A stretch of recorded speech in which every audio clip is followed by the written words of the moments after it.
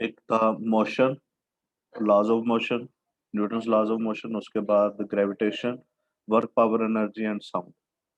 तो last year की तरह अगर सीबीएसई ने इस बार भी साउंड निकाल दिया तो हमारे 4 चैप्टर रह गए। तो उसमें से 2 हम कर चुके हैं, थर्ड हम आज स्टार्ट करेंगे। और आज के चैप्टर में भी सिर्फ हमारा ग्रेविटेशन पोर्शन ही है और रिलेटिव डेंसिटी नहीं। मैं आपको एक बार वहां से भी दिखा देता हूँ किस तरह से है ये चैप्टर पीडीएफ पे। प्लीज अपने स्क्रीन के ऊपर देखिए जरा। तो ये हमारे पास है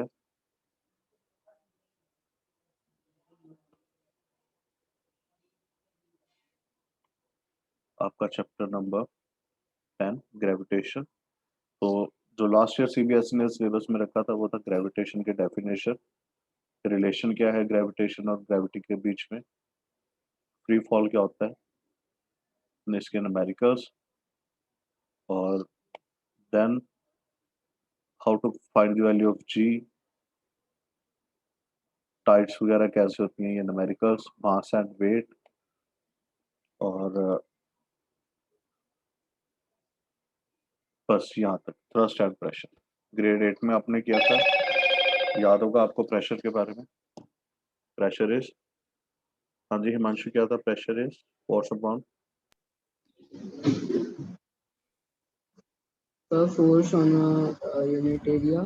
हाँ फोर्स अपॉन एरिया, और इसके यूनिट हमारे पास क्या होते हैं, पास्कल्स। याद है, न्यूटन पर मीटर स्क्वायर और Yes, sir. Known Yes, as sir. Pascal, बस उसी के न्यूमेरिकल्स है। इसके बाद का सारा पोर्शन जो है वो डिलीट हो जाएगा, जो अभी तक हमारे पास न्यूज फ्लैश हो रही है। ठीक है, तो अभी के लिए हम सिर्फ ग्रेविटेशन करेंगे, उसके बाद के पोर्शन को हम पेंडिंग में डाल देंगे। तो अगर सीबीएसई से डिलीट कर देती है then well and good, otherwise we will resume from this topic. ठीक है, after work, power, energy. Work, power, energy complete है आपके सिलेबस में, उसमें कुछ भी डिलीटेड पोर्शन नहीं है। Sound chapter fully deleted. ठीक है, Okay, sir. Any Okay, doubt sir. With the syllabus? No, sir. No, sir. मेरे No, पास कल sir. ही न्यूज आई थी, हो सकता है within this week CBSE announce कर दे कि किस तरह से सिलेबस रिड्यूस करना है। 30% सिलेबस जो है सीबीएसई रिड्यूस कर रही है बिकॉज ऑफ द कोविड। और नेक्स्ट मंथ से जैसे आपको पता है कि थर्ड वेव का वो बोल रहे हैं कि हो सकता है कि शुरू हो जाए, तो मोस्ट प्रोबेबली लेट हो जाएगा हमारे काफी सारा पोर्शन। ठीक है, Okay, sir. तो moreover we have in this chapter gravitation.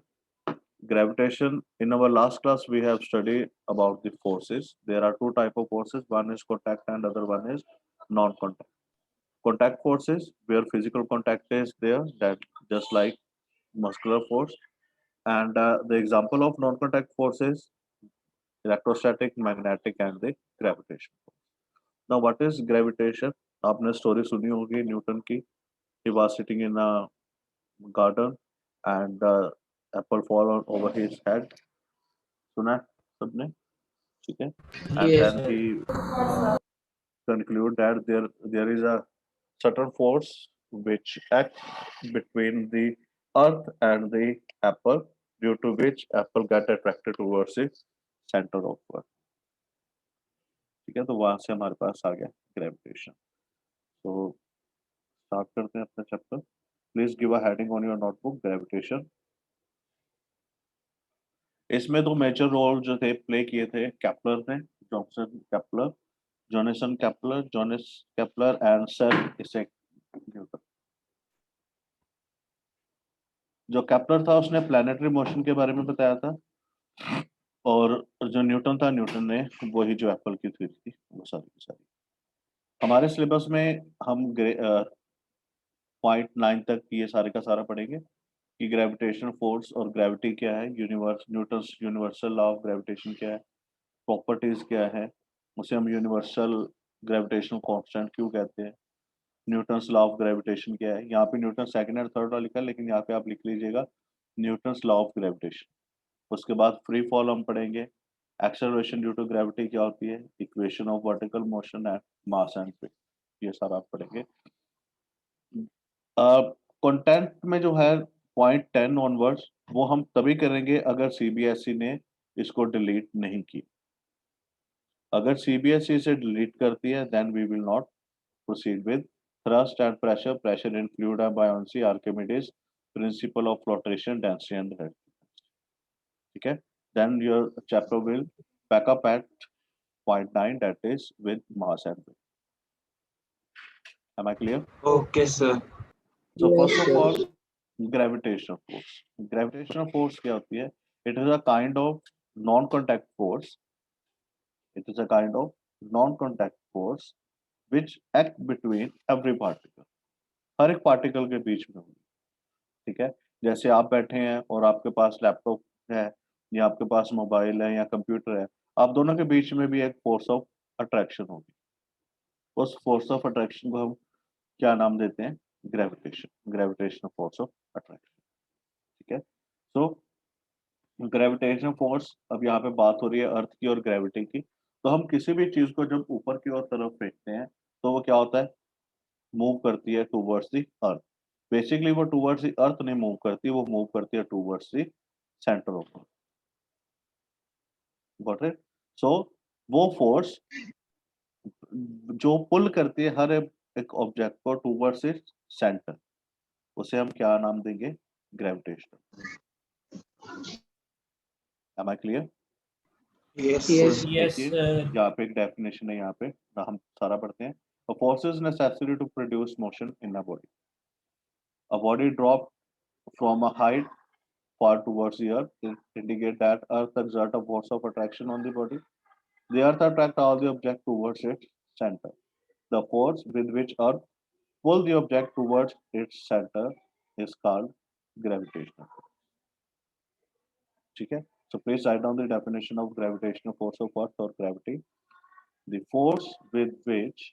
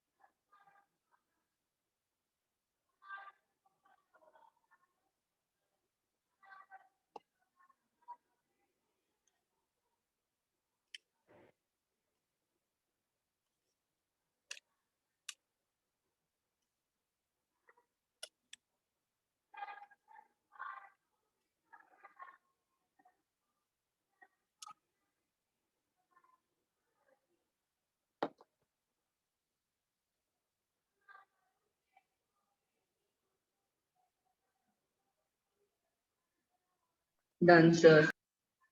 बाकियों को भी करने को 2 मिनट लगेंगे। नीचे वाला पॉइंट भी नोट करिए। The gravitation force of earth is responsible for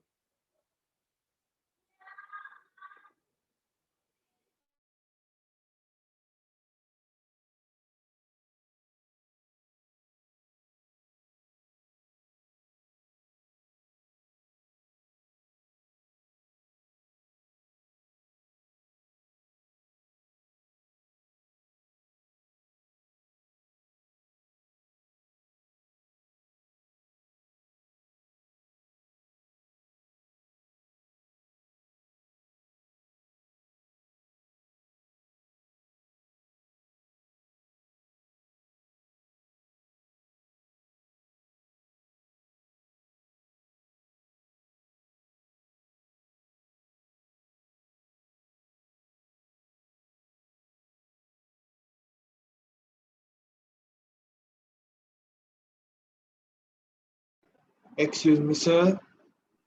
हाँ जी बेटा। Sir, आप पहला पॉइंट समझा सकते हो? Responsible the gravitational force of the earth is responsible for. मैं बताता हूँ। हम हमेशा पढ़ते हैं कि जो अलग अलग प्लैनेट्स हैं उनके ऊपर एटमॉस्फेयर नहीं है। उसका रीजन क्या होता है? हमने अभी पढ़ा कि ग्रेविटी हर एक चीज को अपने साथ बाइंड करके रखती है। ठीक है, तो मून के ऊपर ग्रेविटी की वैल्यू क्या है? बहुत ज्यादा कम है, इसलिए वहां पे एटमॉस्फेयर नहीं होता। लेकिन अर्थ के ऊपर ग्रेविटेशन की वैल्यू ज्यादा होने की वजह से वो क्या करती है? उस एटमॉस्फेयर को अपने साथ हमेशा बाइंड करके रखती है। ठीक है, ओके सर, जिसकी वजह से जो डिफरेंट गैसेस हैं उनके मॉलिक्यूल्स हमेशा अटैच रहते हैं अर्थ के साथ। Okay sir, thank you sir. Welcome.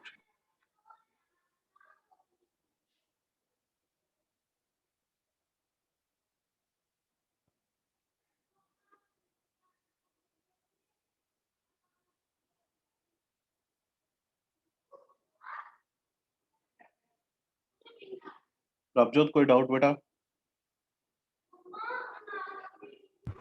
No doubt, sir. Next slide पे मूव करें। Yes, sir. Yes sir, Yes, sir.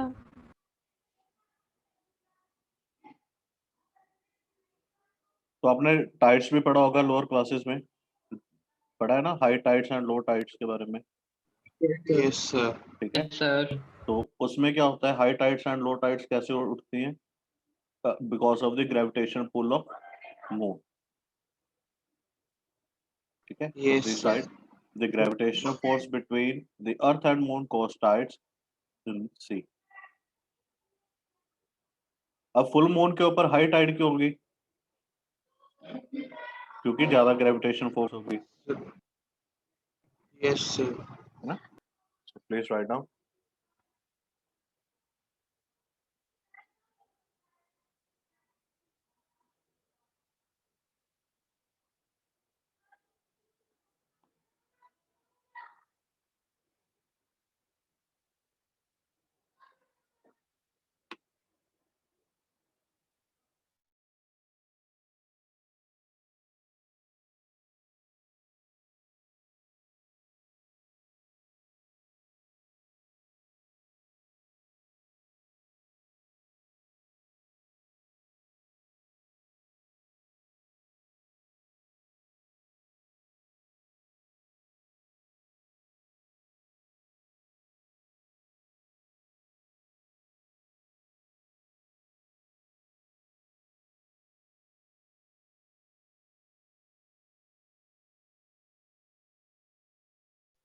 So this is about Sir, आप on tides, ठीक है। तो gravitational force of the moon, ये आप रीड कर लीजिए सारे का सारा। अगर कोई पॉइंट आपको लगता है लिखने वाला है तो आप लिख सकते हो। This is just for the sake of your knowledge. Himanshu, कोई डाउट हो तो please discuss. Okay, sir.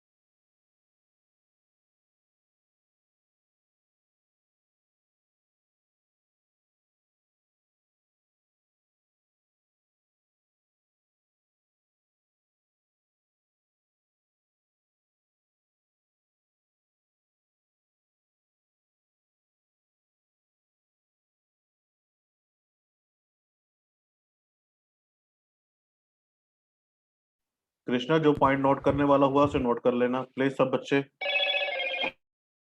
yes, sir. Yes.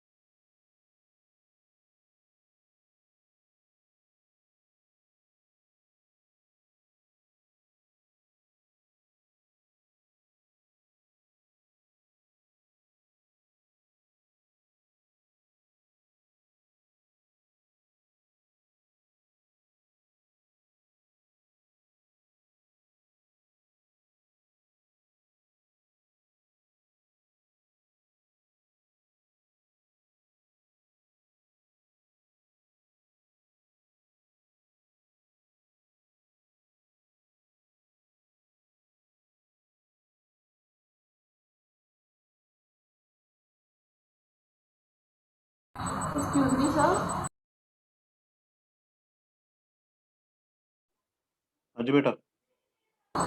Sir, does the gravity of a planet depends on its size or rotation or नहीं evolution? जी नहीं, ऐसे किसी चीज पे depend नहीं,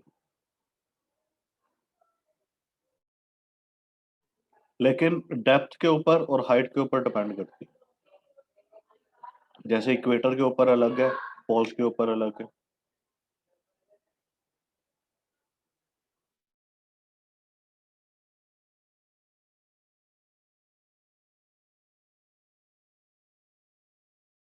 हाँ जी, so please give a heading on your notebook, Newton's universal law of gravitation. तो जैसे मैंने बताया कि कोई भी पार्टिकल हो, उन दोनों के बीच में क्या रहेगा, हमेशा फोर्स ऑफ अट्रैक्शन रहेगी। तो मेरे पास यहाँ पे दो पार्टिकल हैं, से m1 एंड m2, दोनों के बीच में डिस्टेंस है r। तो जो फोर्स होगी वो डायरेक्टली प्रोपोर्शनल होगी प्रोडक्ट ऑफ, ये साइन है डायरेक्टली प्रोपोर्शनल का। डायरेक्टली प्रोपोर्शनल का मतलब होता है अगर एक क्वांटिटी इंक्रीज करती है तो साइड बाय साइड दूसरी क्वांटिटी भी इंक्रीज करेगी। और अगर मैं इनवर्सली प्रोपोर्शनल की बात करूंगा तो अगर एक क्वांटिटी इंक्रीज कर रही है तो दूसरी क्वांटिटी डिक्रीज करेगी, इनवर्स चलेगी। इनवर्स मतलब उल्टा चलेगी दूसरी से। ठीक है, तो Yes, sir. Force is directly proportional to product of masses and inversely proportional to distance. मतलब जैसे जैसे डिस्टेंस इंक्रीज होता जाएगा वैसे वैसे जो फोर्स होगी अट्रैक्शन की वो दोनों के बीच में रिड्यूस होती जाएगी, कम होती जाएगी। ठीक है, Yes, इसको sir. नोट करिए। फिर दोनों इक्वेशंस को हम नेक्स्ट स्लाइड में कंबाइन करेंगे तो आगे सॉल्व करेंगे।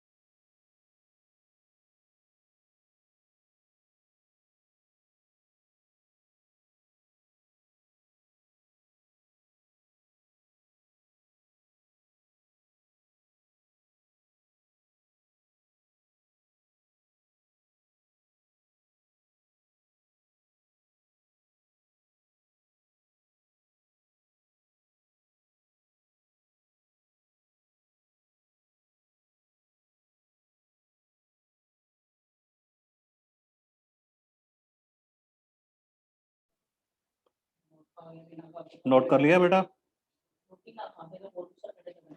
सर थोड़ा सा रहता है। Yes, sir. थोड़ा सा है.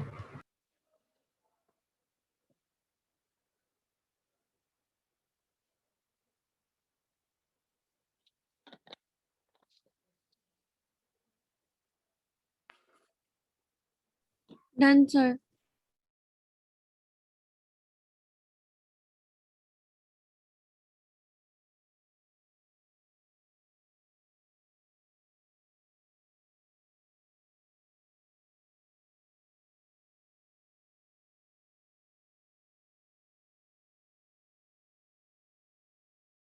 Done, sir.